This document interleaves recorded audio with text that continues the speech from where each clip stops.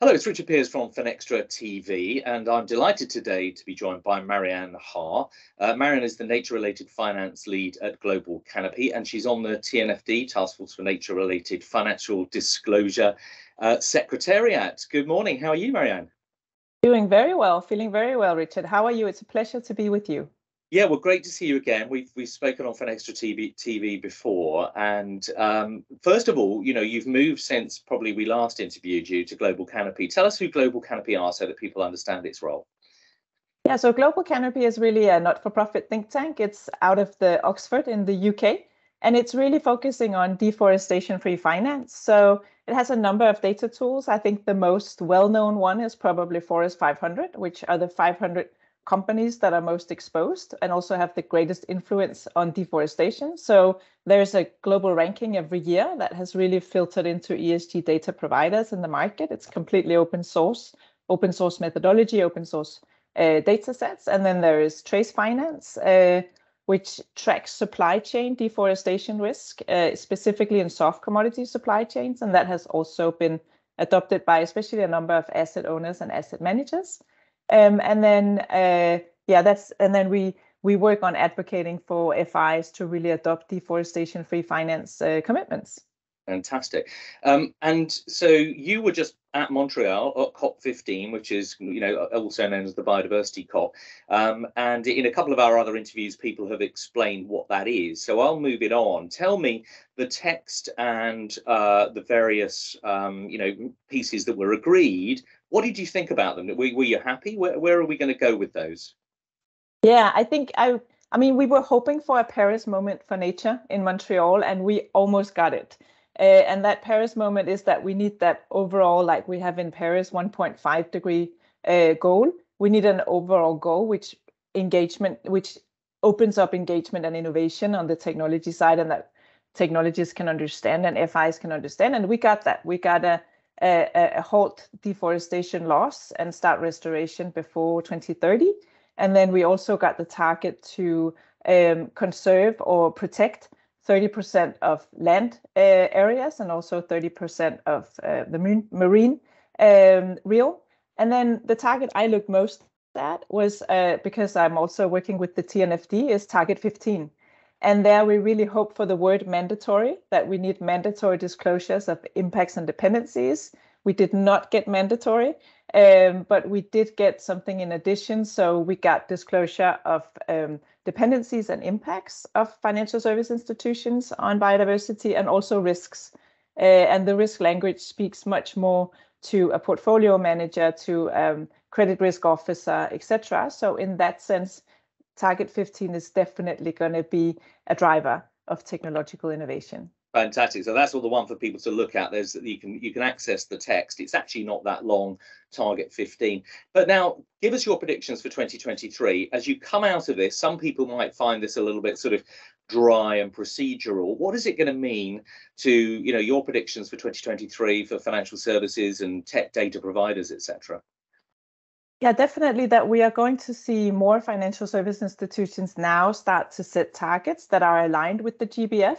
So we're going to see deforestation-free portfolios as I think the first impact pathway that many are going to try to look at. And then we're going to see financial service institutions look at how can they leverage technology to disclose these impacts and dependencies and risks that they need to, according to target 15.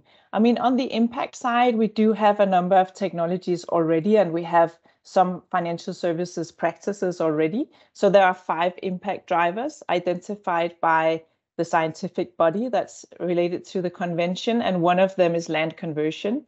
So there were quite a lot of financial service institutions that presented at COP15 in Montreal how they have already leveraged tools such as Global Forest Watch data, satellite data, Satelligence, but also Trace Finance and other tools to start to map their exposure to soft commodities, because it's actually only a handful of commodities that are driving the largest part of deforestation.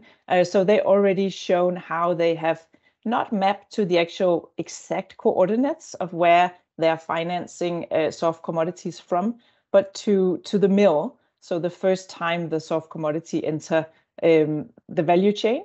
And when they have the mill location, they overlay that with satellite data, and then they risk rate the mills. So I think we're going to see much more of that. We're going to see many more FIs leveraging AI to analyze satellite data on geolocation of soft commodity sourcing, and then starting to put companies on exclusion lists that do not manage these risks properly. So that's on the impact side. I think that we're going to see.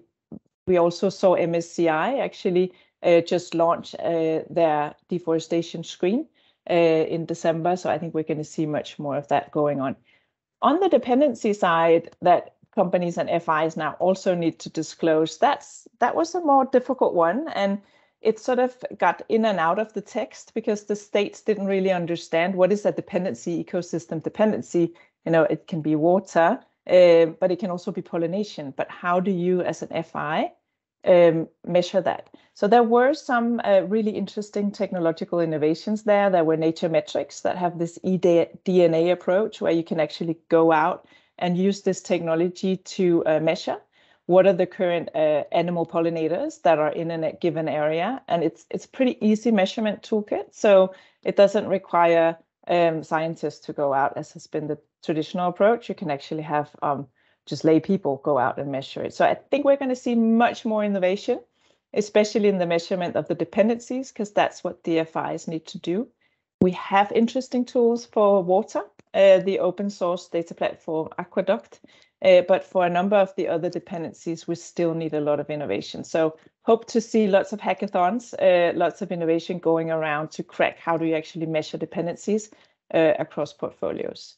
Yeah, and you mentioned Trace there and hackathons. As I said to you, as we were sort of warming up the Sustainable Finance Live hackathon we've just done, we used the NEA1 platform. We've got the Trace data into the platform, and the teams that were involved were using that data, which is, again, as you say, a mixture of that sort of satellite data.